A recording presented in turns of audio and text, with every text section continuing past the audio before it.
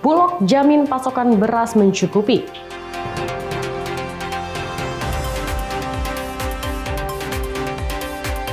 Polisi tangkap kurir 30 kg sabu.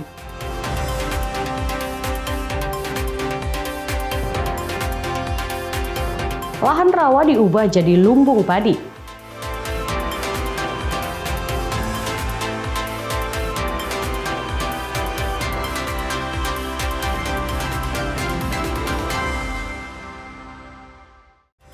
Assalamualaikum, selamat pagi saudara. Kompas Pagi hari ini hadir dengan beragam informasi penting dan menarik dari Sumatera bagian utara. Selain 3 sorotan tadi, sejumlah informasi lain akan kami sajikan dalam Kompas Pagi bersama saya Risa Rizkyanti. Inilah Kompas Pagi selengkapnya di Kompas TV, independen terpercaya.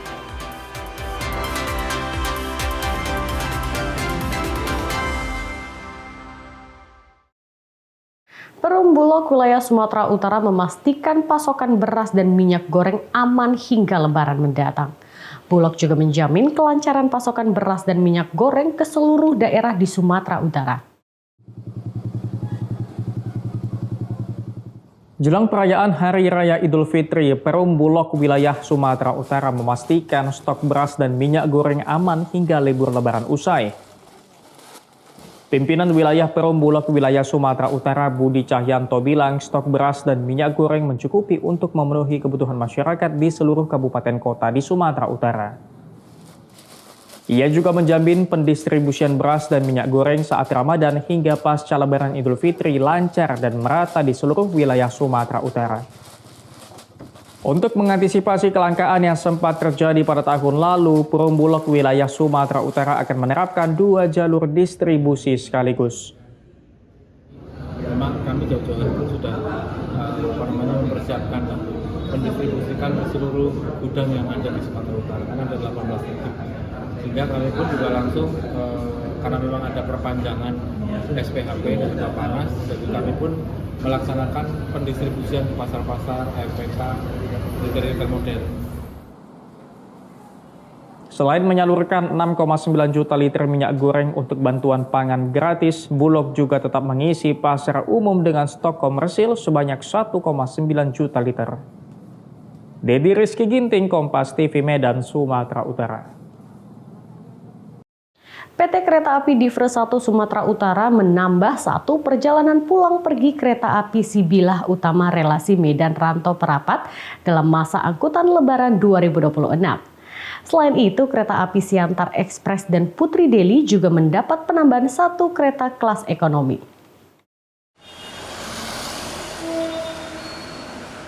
Pada masa angkutan Lebaran tahun 2026 yang berlangsung dari tanggal 11 Maret hingga tanggal 1 April, PT Kereta Api Divre 1 Sumatera Utara menyediakan total 231.000 tempat duduk. Untuk mengantisipasi adanya lonjakan penumpang, PT KAI Divre 1 Sumatera Utara menambah 1 perjalanan pulang pergi kereta api Sibilah Utama fakultatif relasi Medan Rantau Perapat. Penambahan jadwal keberangkatan kereta api Sibilah Utama fakultatif memiliki daya angkut 440 penumpang dengan jadwal keberangkatan dari Medan pukul 10 pagi, dari Rantau Perapat pukul 5 sore. Selain menambah jadwal keberangkatan, kereta api Sibilah Utama juga mendapat penambahan 2 kereta kelas eksekutif dan bisnis yang memberikan tambahan daya angkut 114 orang. Untuk kereta api Siantar Ekspres dan kereta api Putri Deli masing-masing mendapat peningkatan daya angkut 106 orang. PLT Manajer Humas KAI Divre 1 Sumatera Utara Anwar Yuli Prasetyo bilang pihaknya juga menyediakan 10.000 tiket dengan promo potongan tarif 30% khusus layanan kelas ekonomi untuk penumpang kereta api Sibilah Utama fakultatif dari tanggal 14 Maret hingga tanggal 29 Maret. Regional 1 Sumatera Utara sendiri juga telah menambah 1 perjalanan kereta api Sibilah Utama fakultatif yang nanti akan beroperasi sepanjang mulai dari tanggal 11 Maret sampai dengan 1 April. Selain itu, KAI juga menambahkan beberapa kereta tambahan seperti pada KA Siantar Ekspres, jika pada biasanya membawa 3 kereta, maka mulai tanggal 11 Maret akan ditambahkan 1 kereta. Begitu juga dengan kereta api Putri Deli dari Medan dengan tujuan Tanjung Balai juga akan ditambahkan 1 kereta kelas ekonomi. Rul Gandamalau, Kompas TV Medan, Sumatera Utara. Bulan suci Ramadan selalu punya cara istimewa untuk dijalani. Di Kota Medan, ribuan santri menggelar tadarus massal. Tradisi ini sudah berlangsung lebih dari 1 dekade. Ribuan santri di pesantren Ar-Raudatul Hasanah berkumpul di Masjid Jami Ar-Raudatul untuk menggelar tadarus. Dengan membentuk formasi lingkaran-lingkaran kecil, para santri ini melantunkan ayat suci Al-Quran.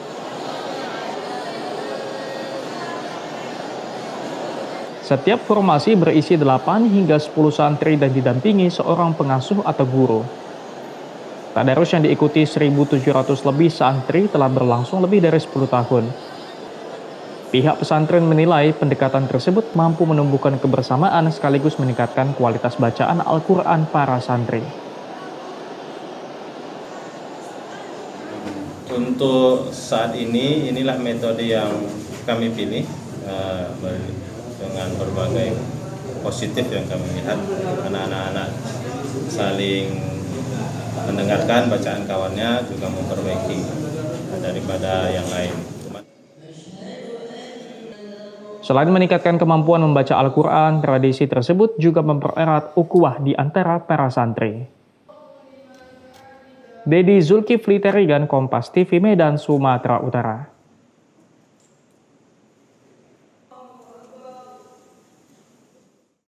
Saudara, kue nastar menjadi salah satu primadona warga Banda Aceh saat Hari Raya Idul Fitri.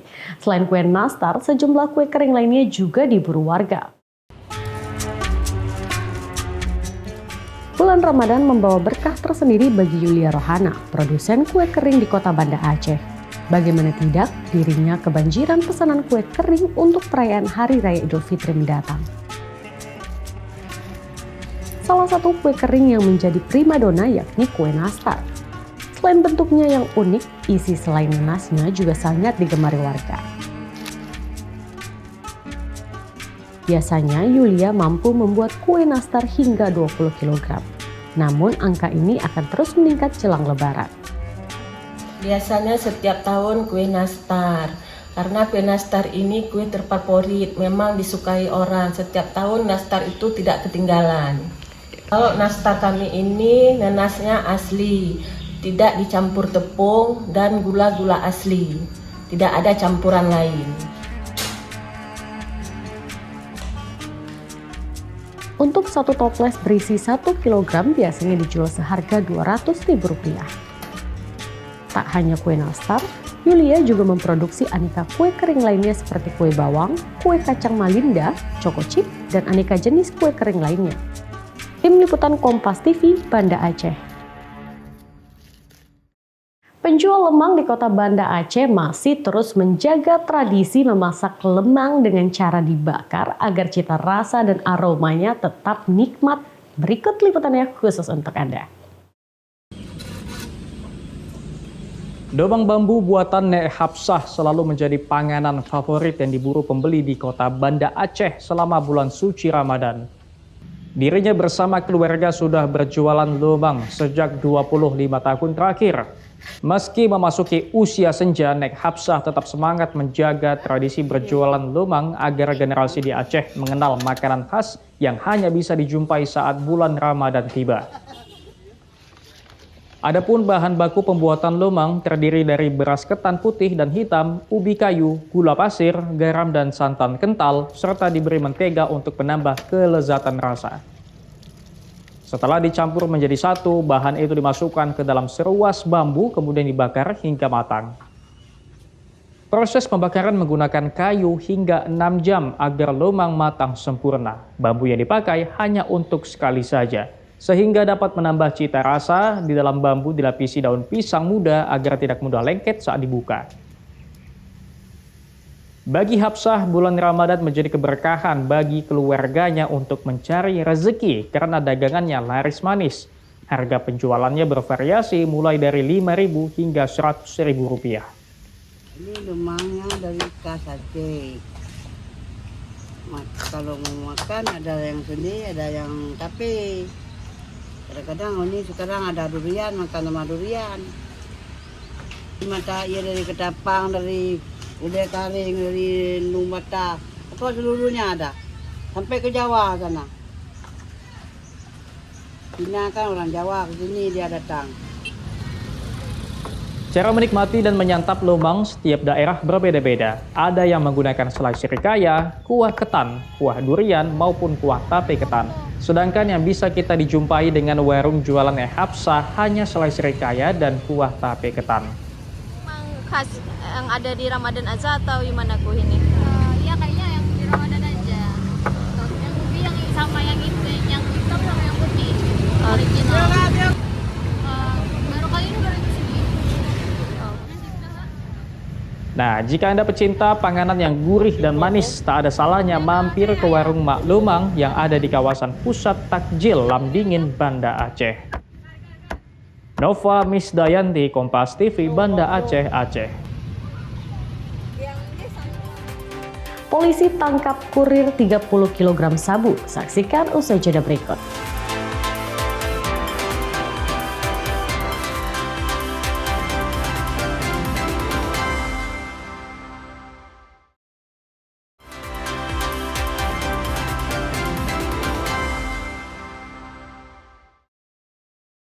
Saudara, petugas Satres Narkoba Polres Labuhan Batu terlibat aksi kejar-kejaran dengan pengedar 30 kg sabu serta 30.000 butir pil ekstasi asal Malaysia. Rencananya narkoba tersebut akan dibawa ke Provinsi Jambi.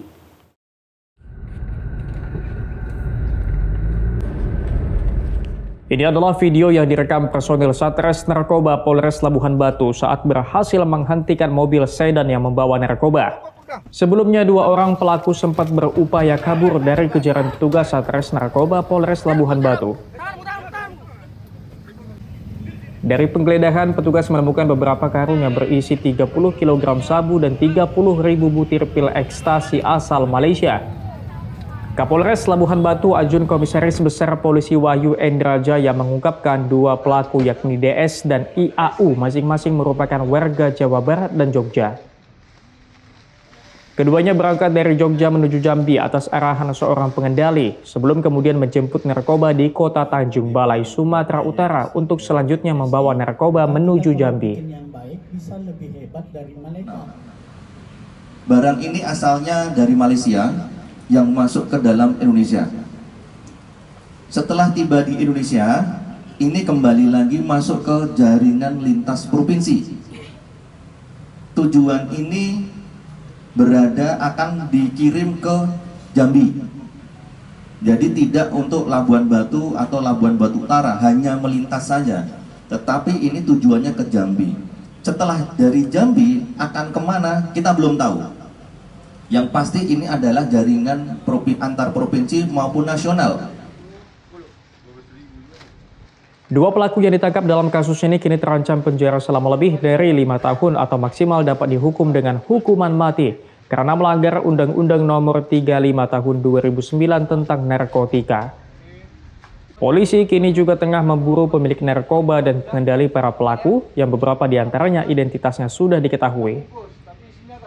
Ferry Irawan, Kompas TV, Labuhan Batu, Sumatera Utara.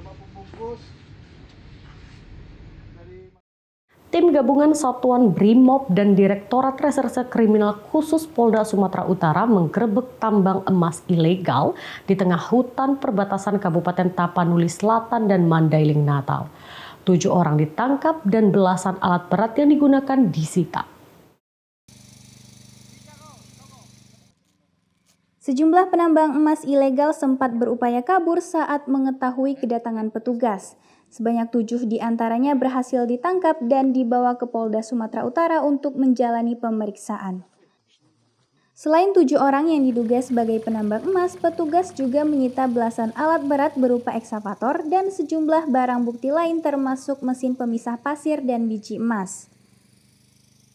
Komandan Satuan Brimob Polda Sumatera Utara, Komisaris Besar Polisi Rantau Isnur Eka mengungkapkan, penggerebekan yang dilakukan pihaknya merupakan perintah langsung dari Kapolri.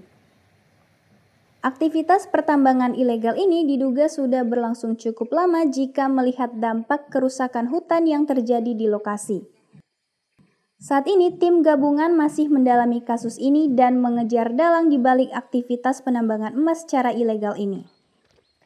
kami Satbrimob Polda Sumatera Utara bergabung bersama Ditkrimsus Polda Sumatera Utara melaksanakan penindakan tambang liar di perbatasan Madinah dengan Tapsel yang beroperasi di area abu-abu, di mana pada operasi ini alhamdulillah puji Tuhan kami mendapatkan 12 eskavator di lokasi ini. Ketika kami menyergap, sebagian besar lari ke arah Madinah, dan ini yang ketangkap di sini. Lokasi tambang emas sendiri berada di tengah kawasan hutan berjarak 5 jam dari pusat kota. Ferry Irawan, Kompas TV, Medan, Sumatera Utara.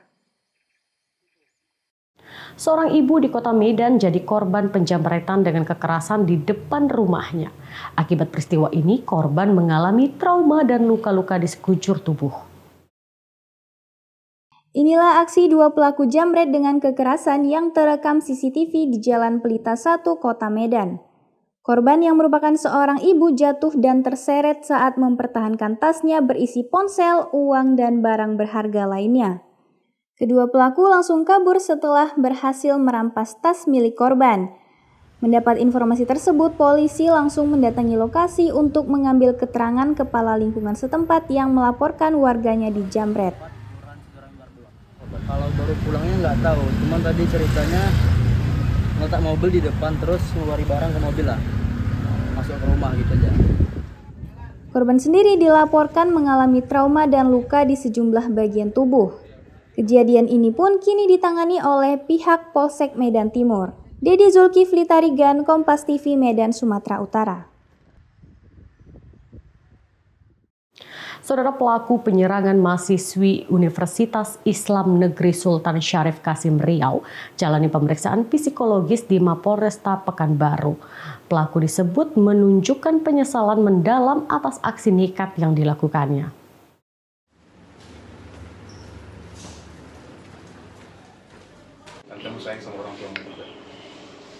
Pelaku berinisial RM menjalani serangkaian pemeriksaan dan pendampingan psikologi oleh tim psikologi Biro SDM Polda Riau. Serangkaian pemeriksaan dilakukan untuk menggali kondisi kejiwaan tersangka termasuk latar belakang keluarga dan pola pergaulan. Dari hasil sementara, tersangka disebut memiliki karakter tertutup. Tersangka juga menunjukkan rasa penyesalan yang mendalam atas perbuatan sadis yang ia lakukan. Tim psikologi juga mendalami dinamika hubungan antara tersangka dan korban. Keduanya diketahui memiliki kedekatan sebelumnya, namun hubungan merenggang pada November 2025. Hasil dari pemeriksaan sementara, polisi menduga tersangka kurang mendapatkan perhatian dari keluarga, ditambah lagi tersangka kesehariannya tinggal di kos dan jauh dari lingkungan keluarga. Tersangka RM ini adalah anak yang baru berusia 21 tahun yang memang kalau dikatakan remaja menjelang dewasa. Tetapi hikmah yang dapat kita peroleh di sini, bagaimanapun juga di sini adalah peran keluarga. Jadi peran keluarga bagaimana memperhatikan anak ataupun juga lingkungan keluarganya, apalagi seorang tersangka RM ini adalah kos yang tentunya jauh dari keluarga. Suatu ketika dia akan berjumpa dengan keluarga, tetapi mungkin ya kurang mendapatkan suatu perhatian dari keluarga dalam rangka, apalagi ini kan remaja menjelang dewasa, tentu ada masalah-masalah pribadi yang tentunya harus dikorek keterangan ataupun juga didalami ataupun juga kita seperti keluarga lah seperti itu. Sebelumnya, pelaku nekat menganiaya teman dekatnya, seorang mahasiswi di Universitas Islam Negeri Sultan Syarif Kasim Riau. Sawino Ardi, Kompas TV, Pekanbaru Riau. Aksi pencurian sebuah telepon genggam di sebuah warung di kota Medan, Sumatera Utara terekam kamera CCTV. Pelaku yang berprofesi sebagai tukang parkir di warung tersebut ditangkap setelah petugas berhasil mengetahui ciri-cirinya. Inilah rekaman CCTV saat pelaku Denny Siregar alias Gondrong mencuri sebuah telepon genggam milik pekerja yang tertidur di sebuah warung yang ada di Jalan Halat, Kota Medan. Pelaku yang sehari-hari menjadi juru parkir di lokasi tersebut sempat mengamati korban yang tertidur. Dalam menjalankan aksinya, pelaku menutupi seluruh tubuhnya dengan sarung agar tidak dikenali. Kapolsek Medan Area, Ajun Komisaris Polisi Muhammad Ainul Yakin bilang pelaku sengaja mencuri karena mengaku terlilit hutang. Dan di mana tersangka menggunakan sarung untuk mengelabui agar tidak terlihat. Tetapi pada saat melakukan aksinya, salah satu masyarakat berhasil mengenai wajah tersangka. Dan kita berhasil mengamankan tersangka dan barang bukti berupa sarung yang digunakan. Polisi kini sedang mengejar pelaku lain yang berperan sebagai penada hasil kejahatan tersangka. Ferry Irawan, Kompas TV, Medan, Sumatera Utara. Lahan rawa diubah jadi lumbung padi. Saksikan usai jeda berikut.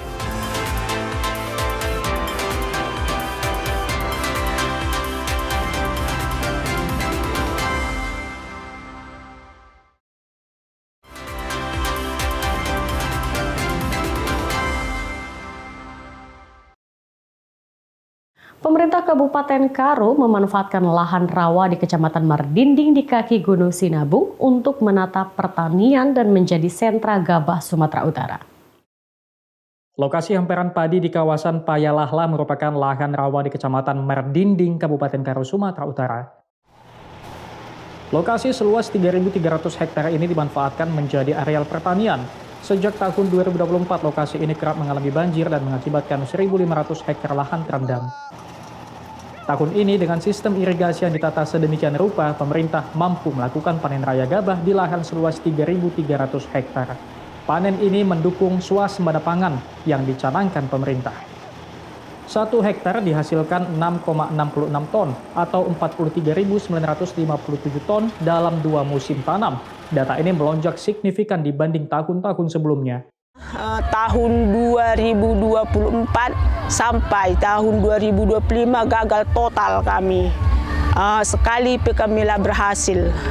Jadi mulai tahun 2026 adalah kami berhasil baca kami panen. Para petani mengaku senang karena pasca perbaikan hilirisasi yang dilakukan pemerintah Kabupaten Karo, mereka dapat kembali menikmati hasil panen yang baik di lokasi lahan rawa Payalahla, Kecamatan Mardinding. 2021 kami sudah mengalami gagal panen dan memang sebelumnya juga udah sering juga kena banjir, memang nggak separah yang 5 tahun belakangan ini.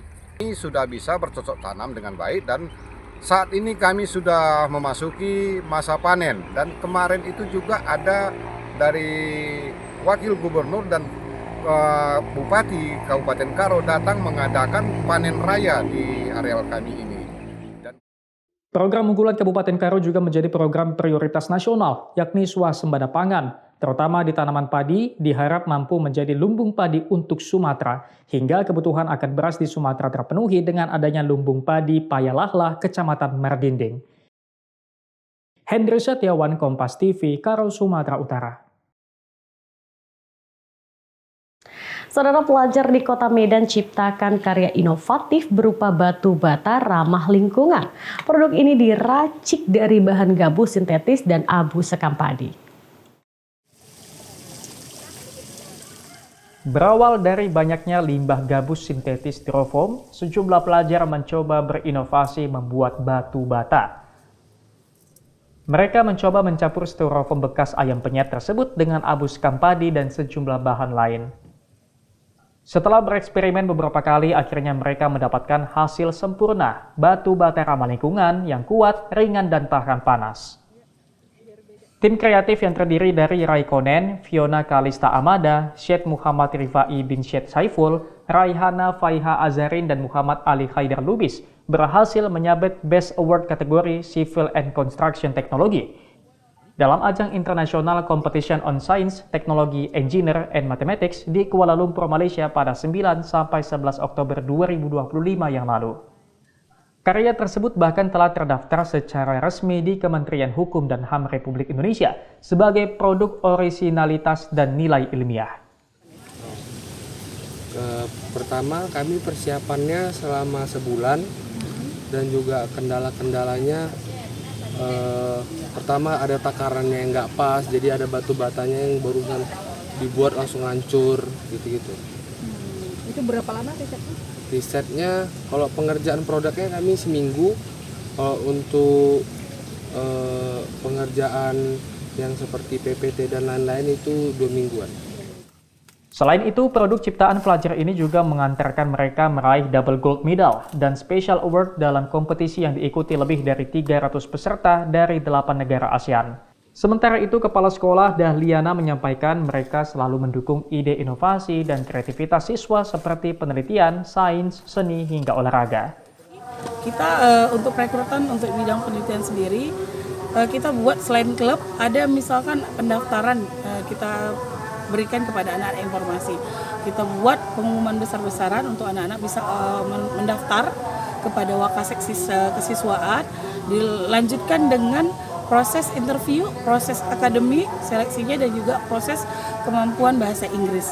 Lalu mereka nanti diuji kembali dengan menampilkan ide melalui seminar proposal.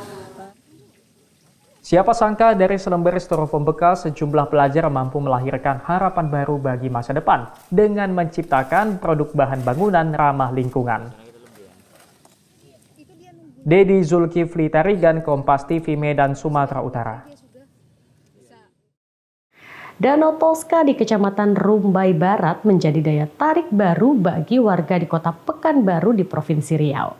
Keindahan air danau yang berwarna hijau toska dipadu dengan rindangnya pepohonan menjadikan suasana yang tenang dan asri.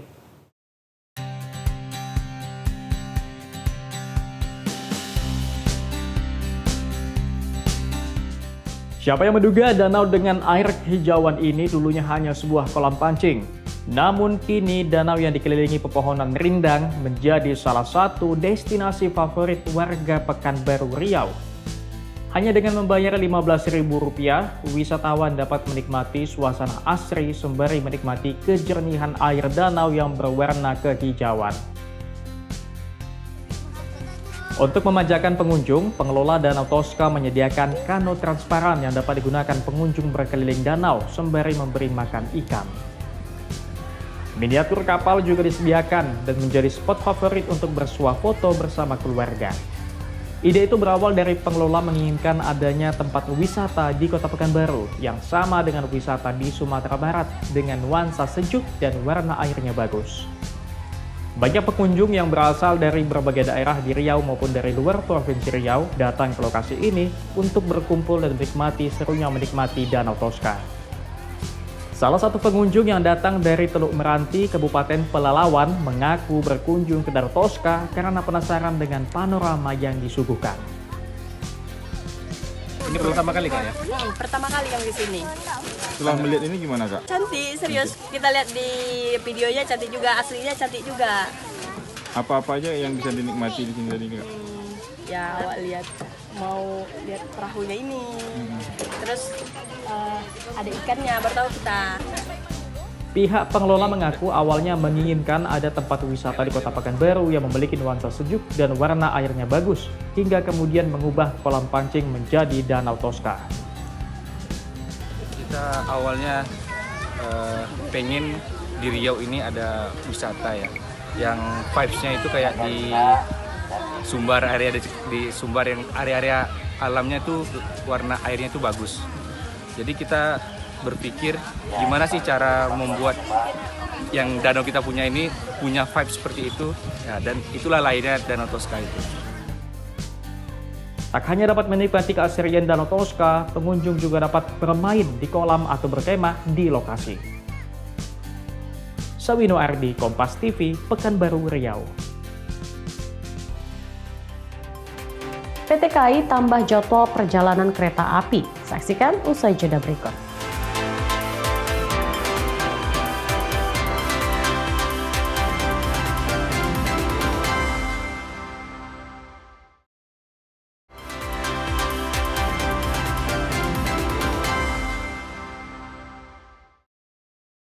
Perum Bulog wilayah Sumatera Utara memastikan pasokan beras dan minyak goreng aman hingga Lebaran mendatang. Bulog juga menjamin kelancaran pasokan beras dan minyak goreng ke seluruh daerah di Sumatera Utara. Jelang perayaan Hari Raya Idul Fitri, Perum Bulog wilayah Sumatera Utara memastikan stok beras dan minyak goreng aman hingga libur Lebaran usai. Pimpinan wilayah Perum Bulog wilayah Sumatera Utara Budi Cahyanto bilang stok beras dan minyak goreng mencukupi untuk memenuhi kebutuhan masyarakat di seluruh kabupaten kota di Sumatera Utara. Ia juga menjamin pendistribusian beras dan minyak goreng saat Ramadan hingga pasca Lebaran Idul Fitri lancar dan merata di seluruh wilayah Sumatera Utara. Untuk mengantisipasi kelangkaan yang sempat terjadi pada tahun lalu, Perum Bulog wilayah Sumatera Utara akan menerapkan 2 jalur distribusi sekaligus. Memang kami jauh-jauh hari pun sudah mempersiapkan dan mendistribusikan ke seluruh gudang yang ada di Sumatera Utara, karena ada 18 titik. Sehingga kami pun juga langsung, karena memang ada perpanjangan SPHP dan juga panas, jadi kami pun melaksanakan pendistribusian ke pasar-pasar, APK, retail modern. Selain menyalurkan 6,9 juta liter minyak goreng untuk bantuan pangan gratis, Bulog juga tetap mengisi pasar umum dengan stok komersil sebanyak 1,9 juta liter. Dedi Rizky Ginting, Kompas TV Medan, Sumatera Utara. PT Kereta Api Divre 1 Sumatera Utara menambah 1 perjalanan pulang pergi kereta api Sibilah Utama relasi Medan Rantau Perapat dalam masa angkutan Lebaran 2026. Selain itu, kereta api Siantar Express dan Putri Deli juga mendapat penambahan 1 kereta kelas ekonomi.